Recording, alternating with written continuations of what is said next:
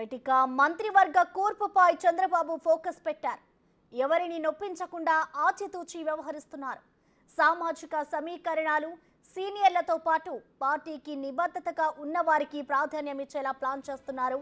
ఈసారి కూటమితో కలిసి భారీగా ఎమ్మెల్యేలు గెలవడంతో కేబినెట్ ఎంపిక కత్తి మీద సాములా మారింది. కానీ ఎక్కడా ఎలాంటి గందరగోళం జరగకూడదనే ఉద్దేశంతో తన విజన్ ఆఫ్ యాక్షన్తో ముందుకెళ్తున్నారు. మధ్యాహ్నం ఢిల్లీ నుంచి వచ్చిన వెంటనే కేబినెట్ కూర్పుపై సమీక్ష ప్రారంభించనున్నారు చంద్రబాబు.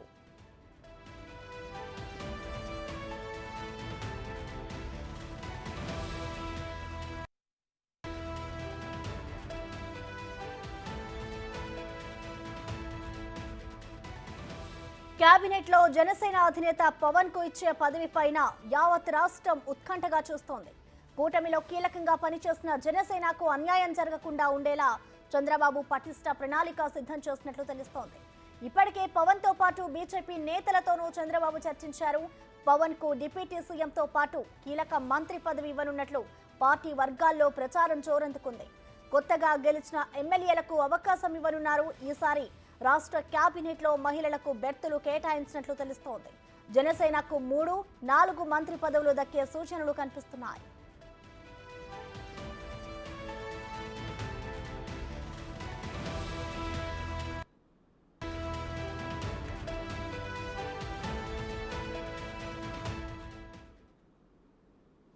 దీనిపై మరింత సమాచారాన్ని మా ప్రతినిధి శివ లైవ్ ధర అందిస్తారు. శివ, చెప్పండి. ఇటు చంద్రబాబు అయితే మంత్రివర్గ కూర్పుపై ఒక స్పెషల్ ఫోకస్ పెట్టారని చెప్పుకోవచ్చు. ఇటు పవన్ కి డిప్యూటీ సీఎం పదవిపై ఆసక్తి కనపరుస్తున్నట్లు ప్రచారం జరుగుతోంది. దీంట్లో నిజమేంతుందంటారు? దీనికి సంబంధించిన డీటెయిల్స్ ఏ విధంగా ఉన్నాయి శివ? రైట్ ప్రసన్న, మొత్తం మీద చూసుకుంటే ఆంధ్రప్రదేశ్లో కొత్తగా కొలువు జరబోతున్న ప్రభుత్వం చంద్రబాబు సర్కార్ ఇప్పటికే కేబినెట్ కూర్పులకు సంబంధించి కూడా తీవ్ర స్థాయిలో కసరత్తు చేస్తూ ఉన్నారు. ఆంధ్రప్రదేశ్లో మొదటిసారిగా తెలుగుదేశం పార్టీకి ఆ కూటమికి దాదాపుగా 164 అసెంబ్లీ స్థానాలు, అంటే 175కి 164 స్థానాలు రావడం అంటే దాదాపుగా 98.5 అంటే దాదాపుగా 99% సంబంధించి కూడా ఆంధ్రప్రదేశ్లో గెలుపొందడం జరిగింది. సో ఈ నేపథ్యంలోనే ప్రధానంగా చూసుకుంటే మంత్రివర్గ కూర్పులకు సంబంధించి మార్పులు చేర్పులు కసరత్తు చేస్తూ ఉన్నారు. ఇక చంద్రబాబుకు సంబంధించి కూడా ఉమ్మడి 13 జిల్లాలకు సంబంధించి మాత్రమే అభ్యర్థులను వెడబట్టే ప్రయత్నాన్ని శ్రీకారం చూస్తున్నారు. దీంట్లో గత 5 సంవత్సరాల కాలంగా ఎవరైతే పార్టీ కోసం కష్టపడి పార్టీ వల్ల నష్టపోయి ఇబ్బందులు పాలయ్యారో వారికి మొదటి ప్రాధాన్యత. 2 ఆర్థిక సామాజిక, అంటే ఏదైతే కేబినెట్ కూర్పుకు సంబంధించి ప్రతి దానిపై అవగాహన ఉండటం, ఒక క్లీన్ ఇమేజ్ ఉండటం వ్యక్తులని తీసుకునే ప్రయత్నం చేయడం జరుగుతుంది.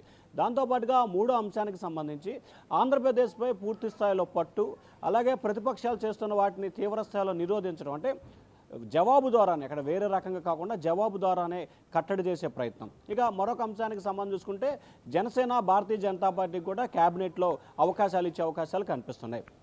భారతీయ జనతా పార్టీకి సంబంధించి 2 క్యాబినెట్లు ఇచ్చే అవకాశం కనిపిస్తూ ఉంది. జనసేనకు సంబంధించి 3 నుంచి 4 ఇవ్వాలని చెప్పి కూడా భావిస్తూ ఉన్నారు.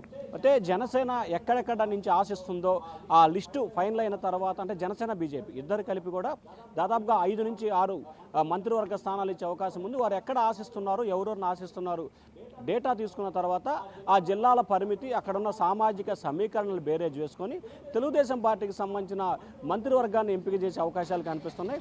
జనసేనకు సంబంధించి డిప్యూటీ సీఎం ఇచ్చే ఆలోచన చంద్రబాబు మొదటి నుంచి కూడా చేస్తూ ఉన్నారు. తాజాగా ఢిల్లీలో నేషనల్ మీడియాతో పవన్ కళ్యాణ్ మాట్లాడుతూ డిప్యూటీ సీఎం తీసుకోవడానికి తాను అంగీకారం తెలిపినట్లు కూడా అని చెప్పినట్లు కూడా సమాచారం అందుతుంది.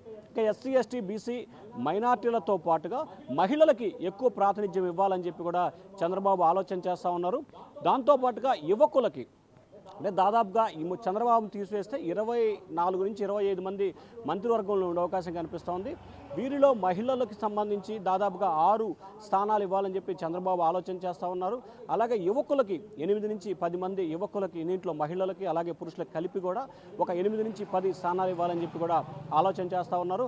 అత్యధికంగా ఎస్సీ సామాజిక వర్గంతో పాటుగా కాపు సామాజిక వర్గానికి సంబంధించిన వారికి కూడా 6-8 మంత్రివర్గంలో అవకాశాలు ఇచ్చే అవకాశాలు కనిపిస్తున్నాయి. సో ఓవరాల్గా అన్ని సామాజిక వర్గాలని కలగూరపు విధంగా అన్ని ప్రాంతాలు కలిసే విధంగా కూడా కేబినెట్ రూపకల్పన చేసే అవకాశం కనిపిస్తోంది. మధ్యాహ్నం 12 తర్వాత చంద్రబాబు ఢిల్లీని వస్తారు. మధ్యాహ్నం 3 గంటల తర్వాత కూడా దీనికి సంబంధించి కసరత్తులు జరిగే అవకాశాలు అయితే కనిపిస్తున్నాయి. ఇప్పటికే చంద్రబాబుకి ఒక విజన్ ఉంది. ఆ విజన్, ఆ మాస్టర్ ప్లాన్ ఆధారంగానే ఎవరెవరు మంత్రులు అయితే బాగుంటుంది అనే దానికి సంబంధించి రూపకల్పన చేస్తున్నట్టు తెలుస్తూ ఉంది. దాదాపుగా 25 మంది మంత్రులతో ఎంపిక చేయబోతున్న ఈ క్యాబినెట్కి సంబంధించి ఫుల్ టైం క్యాబినెట్ ఉండే విధంగా, అంటే 5 సంవత్సరాల పాటు ఇదే క్యాబినెట్ ఉండే విధంగా చంద్రబాబు అయితే కసరత్తు చేస్తూ ఉన్న పరిస్థితి కనిపిస్తూ ఉంది. సో ఓవరాల్గా చూసుకుంటే చంద్రబాబు కసరత్తుకు సంబంధించి పూర్తి స్థాయిలో తుది మెరుగులు రేపు మధ్యాహ్నం కల్లా వచ్చే అవకాశం కనిపిస్తూ ఉంది. ఇక మరొక అంశానికి సంబంధించి కేంద్ర క్యాబినెట్లో ప్రాతినిధ్యం లేకపోయినా రాష్ట్ర క్యాబినెట్లో జనసేనకి కీలకమైన స్థానాలతో పాటు, అంటే కీలకమైన శాఖలతో పాటు మంచి ప్రాధాన్యత ఇవ్వాలని చెప్పి చంద్రబాబు ఆలోచన చేస్తూ ఉన్నట్టు తెలుస్తూ ఉంది. ప్రసన్న, శివ, ఇటు మరొక పక్క చూసుకుంటే పవన్ కళ్యాణ్కి డిప్యూటీ సీఎం పదవి ఇచ్చే అవకాశం ఉంది అన్నట్టు కూడా ప్రచారం జరుగుతోంది. మరి దీని పట్ల జనసేన నేతలు ఏమంటున్నారు? అంటే ఇప్పటికే పవన్ కళ్యాణ్కి సంబంధించి డిప్యూటీ సీఎం ఇవ్వాలని చెప్పి చంద్రబాబు నిర్ణయం తీసుకున్నారు. దానికి జనసేన అధినేత సానుకూలంగా స్పందించారు. ఇక మరొక అంశానికి సంబంధించి చూసుకుంటే కనుక జనసేన నాయకులు, అభిమానులు, పవన్ కళ్యాణ్ అభిమానులు కూడా సాదరంగా దీన్ని స్వాగతం పలుకుతున్నారు. అయితే డిప్యూటీ సీఎంకి సంబంధించి కూడా ప్రధానంగా 2 శాఖలే కీలకంగా ఉంటాయి. డిప్యూటీ సీఎం చేసేవారికి ఆర్థిక శాఖ కానీ లేకపోతే హోంశాఖ కానీ ఇచ్చే అవకాశాలు కనిపిస్తూ ఉన్నాయి. సో పవన్ కళ్యాణ్కి సంబంధించి ఆయన ఆర్థిక శాఖకు సంబంధించి, అంటే గతంలో ఎప్పుడూ ఆయన కూడా మంత్రిగా చేయలేదు కాబట్టి మరి ఆర్థిక శాఖ అంటే ప్రస్తుతం ఆంధ్రప్రదేశ్ లోటు బడ్జెట్గా ఉన్న నేపథ్యంలో ఆర్థిక శాఖని పవన్ కళ్యాణ్ హ్యాండిల్ చేయగలడా లేదా అనేది కూడా కొంత ఆలోచన చేయాల్సిన పరిస్థితి ఉంది. సెకండ్ వచ్చేలాగా హోంమంత్రి, హోంశాఖకు సంబంధించి కూడా ఇది అత్యంత ప్రాముఖ్యత కలిగిన స్థానం.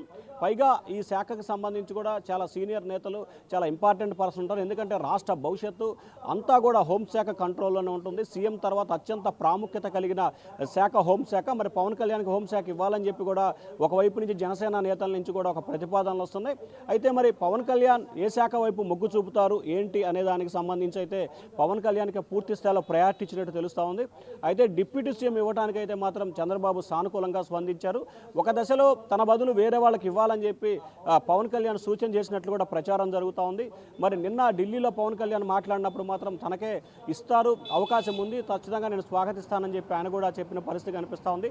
పవన్ కళ్యాణ్ కనుక డిప్యూటీ సీఎం తీసుకుంటే ఖచ్చితంగా ఆంధ్రప్రదేశ్ రాజకీయాల్లో జన సైనికులకి, జనసేన అభిమానులకి, పవన్ కళ్యాణ్ అభిమానులకి ఒక కీలక పరిణామంగా కూడా భావించవచ్చు. ఎందుకంటే ఆంధ్రప్రదేశ్లో పార్టీ పెట్టి 10 సంవత్సరాలైనా కానీ సొంతగా అధికారం లేకపోయినప్పటికీ ఒక కూటమిలో భాగస్వామ్యంతో మంత్రి అవ్వటం దాదాపుగా దేశ చరిత్రలోనే 100% రిజల్ట్. అంటే 21 అసెంబ్లీలో గెలవటం, 2 పార్లమెంట్లో గెలిచిన నేపథ్యంలో కూడా అత్యంత ప్రాముఖ్యత గల పార్టీగా కనిపిస్తూ ఉంది. ఏదైతే పవన్ కళ్యాణ్ ఉన్న మాస్ ఫాలోయింగ్ నేపథ్యంలో కూడా ఈ క్యాబినెట్ విస్తరణలో, ఈ క్యాబినెట్లో పవన్ కళ్యాణ్కి అవకాశం కనుక లభిస్తే ఖచ్చితంగా జనసేన రానున్న రోజుల్లో ఎదుగుదలకి చాలా కీలకంగా ఉపయోగపడే అవకాశాలు అయితే కనిపిస్తూ ఉన్నాయి. ప్రసన్న, శివాయి, చూసుకుంటే ఇప్పటికే ఇటు బీజేపీ కానివచ్చు, తెలుగుదేశం, అలాగే జనసేన పార్టీ 3 పార్టీలు కలిపి ఒక కూటమిగా ఏర్పడింది. మరి ఆ 3 పార్టీల పరంగా చూసుకుంటే ఏ పార్టీకి ఎక్కడెక్కడ కేటాయించే అవకాశం ఉందనుకోవచ్చు? అంటే ప్రధానంగా చూసుకుంటే తెలుగుదేశం పార్టీకి సంబంధించి దాదాపుగా 18 నుంచి 20 కోటా వచ్చే అవకాశం కనిపిస్తూ ఉంది. భారతీయ జనతా పార్టీకి సంబంధించి వాళ్ళు 3 అడుగుతున్నారు, టీడీపీ నుంచి 2 ఇవ్వ అవకాశం కనిపిస్తూ ఉంది. ఇక భారతీయ జనతా పార్టీకి సంబంధించి ఎచ్చెర్ల నుంచి 1 అడుగుతున్నారు. అలాగే కడప జిల్లాకు సంబంధించి ఆదినారాయణ రెడ్డి మరొకటి అడుగుతున్న పరిస్థితి కనిపిస్తూ ఉంది. అలాగే కృష్ణా జిల్లాకు సంబంధించి కామినేని శ్రీనివాసు, సుజనా చౌదరి, అంటే విజయవాడ వెస్ట్, అలాగే కైకలూరు నుంచి కూడా నలుగురు కూడా ఆశిస్తూ ఉన్నారు. అయితే బీజేపీ అధినాయకత్వం మాత్రం సుజనా చౌదరితో పాటు ఎచ్చర్ల వైపు మొగ్గు చూపుతున్నట్టు తెలుస్తూ ఉంది. మరి చంద్రబాబు ఇచ్చే స్థానాన్ని బట్టి కూడా వాళ్ళు ఎంపిక చేసుకునే అవకాశం కనిపిస్తూ ఉంది. మనకు అందుతున్న సమాచారం ప్రకారం కూడా తెలుగుదేశం పార్టీ బీజేపీకి 2 స్థానాలు ఇచ్చే అవకాశం కనిపిస్తూ ఉంది. ఇక జనసేనకి సంబంధించి కూడా ప్రధానంగా విశాఖపట్నం నుంచి కూడా కొనతల రామకృష్ణ, అలాగే పెందుర్తికి సంబంధించి కూడా పేర్లు ప్రపోజల్స్ వస్తున్నాయి. గుంటూరు జిల్లాకు సంబంధించి నాదెండ్ల మనోహర్, అలాగే తాడేపల్లిగూడెంకి సంబంధించి బొలిశెట్టి శ్రీనివాసు, అలాగే రాయలసీమ నుంచి ఒక పేరు కూడా ప్రపోజల్లోకి వస్తుంది. దీంతో పాటుగా పవన్ కళ్యాణ్ కూడా కూడా ఆశిస్తున్న నేపథ్యంలో కూడా మొత్తం జనసేన నుంచి 8 మంది ఆశిస్తున్నారు. ఖచ్చితంగా జనసేనకి 3-4 స్థానాలే వచ్చే అవకాశం ఉంది కాబట్టి దాంట్లో కూడా కుదింపు జరిగే అవకాశాలు అయితే ఎక్కువగా కనిపిస్తున్నాయి. మరొకవైపు జనసేన మాత్రం 5 నుంచి 6 మంత్రివర్గ స్థానాలు కావాలని చెప్పి కోరుతా ఉంది. కానీ 21 స్థానాలు ఉన్న నేపథ్యంలో 5-6 స్థానాలు ఇచ్చే అవకాశం లేదనేది కూడా కనిపిస్తూ ఉంది. ఖచ్చితంగా జనసేనకి 3 లేకపోతే 4 స్థానాలు ఇచ్చే అవకాశం అయితే ఎక్కువగా కనిపిస్తూ ఉంది. ఖచ్చితంగా 3 స్థానాలు కనుక ఇచ్చినట్లయితే ఉత్తరాంధ్రకు ఒకటి, ఉభయ గోదావరి జిల్లాలకు ఒకటి, అలాగే గుంటూరు సంబంధించి ఒకటి తీసుకునే అవకాశాలు అయితే కనిపిస్తూ ఉన్నాయి. ప్రసన్న శివ, అలాగే 12వ తారీఖు చంద్రబాబు నాయుడు ప్రమాణ స్వీకారం చేయబోతున్నారు. మరి దీనికి మంత్రివర్గానికి సంబంధించిన డీటెయిల్స్ ఎప్పటి వరకు వస్తాయనుకోవచ్చు? అంటే వాస్తవానికి మొదటగా అయితే నిన్నటి వరకు కూడా చంద్రబాబు ఒక్కరే ప్రమాణ స్వీకారం చేస్తారు, తర్వాత మిగిలిన వారు ప్రమాణ స్వీకారం చేస్తారని చెప్పి కూడా టీడీపీ నేతలు అయితే చెప్తా ఉన్నారు. ఎందుకంటే చంద్రబాబు చేస్తున్న ప్రమాణ స్వీకారానికి సంబంధించి ప్రధానమంత్రి నరేంద్ర మోడీతో పాటుగా వివిధ రాష్ట్రాలకు సంబంధించిన ముఖ్యమంత్రులు కూడా ప్రత్యేకంగా తెలుగుదేశం పార్టీ ఆహ్వానిస్తున్న పరిస్థితి కనిపిస్తూ ఉంది. చుట్టుపక్కల ఉన్న 5 రాష్ట్రాలని, తమిళనాడు, కర్ణాటక, కేరళ, తెలంగాణ, ఒరిస్సా సంబంధించిన 5 రాష్ట్రాలకు సంబంధించిన ముఖ్యమంత్రులను ఆహ్వానించాలని చెప్పి టీడీపీ ఆలోచన చేస్తూ ఉంది. దాంతోపాటుగా చంద్రబాబుకి అత్యంత సన్నిహితంగా ఉంటున్న కొంతమంది ముఖ్యమంత్రులు, కొంతమంది మాజీ ముఖ్యమంత్రులు, అలాగే ఎన్డీఏ ఆధ్వర్యంలో ఉన్న రాష్ట్రాలకు సంబంధించిన ముఖ్యమంత్రులు కూడా పిలవాలని చెప్పి టీడీపీ ఆలోచన చేస్తూ ఉంది. దానికి సంబంధించి ఈరోజు మధ్యాహ్నానికి ఒక క్లారిటీ వచ్చే అవకాశం కనిపిస్తూ ఉంది. సో ప్రధానమంత్రి నరేంద్ర మోడీ వివిధ రాష్ట్రాలకు సంబంధించిన ముఖ్యమంత్రులు, మాజీ ముఖ్యమంత్రులు వస్తున్న నేపథ్యంలో చంద్రబాబు ఒక్కరే ప్రమాణ స్వీకారం చేస్తే బాగుంటుందన్న ఆలోచన టీడీపీ నేతలు అయితే ఆశిస్తున్నారు. మరి చూడాలి, ఖచ్చితంగా రేపు మధ్యాహ్నానికల్లా దీనికి సంబంధించి క్లారిటీ వచ్చే అవకాశం కనిపిస్తూ ఉంది. చంద్రబాబుతో పాటు జనసేన నుంచి ఒకరు, అలాగే బీజేపీ నుంచి ఒకరు, మొత్తం 3గురితో ప్రమాణ స్వీకారం చేయించాలని చెప్పి మరొక ప్రతిపాదన అయితే వ్యక్తమవుతున్న పరిస్థితి కనిపిస్తూ ఉంది. అయితే ఓవరాల్గా అయితే ఖచ్చితంగా మొత్తం 25 మంత్రివర్గ స్థానాలకు సంబంధించి రేపు ఎల్లుండి చేసే అవకాశాలు అయితే చాలా తక్కువగా ఉన్నాయి.